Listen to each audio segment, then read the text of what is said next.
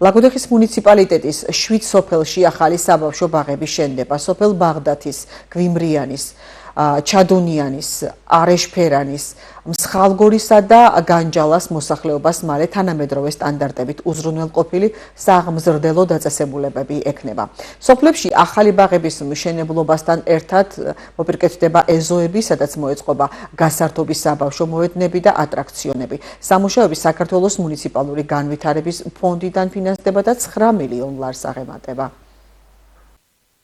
ლაგოდეხის მუნიციპალიტეტში 7 ახალი საბავშვო ბაღის მშენებლობა აქტიურად მიმდინარეობს.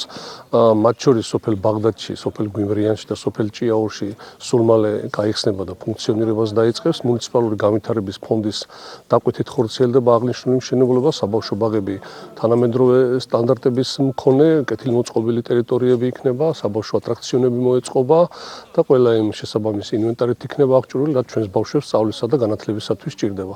ჯამურად 7 პროექტის ღირებულება 9 მილიონ ლარს აღემატება. ადრე საკმაოდ ცუდ პირობებში უწევდათ ჩვენ ბავშვებს ბაღში სიარული. მოხარულები ვართ, რომ ასეთი კარგი ბაღი გაგვიკეთა ჩვენმა მერიამ.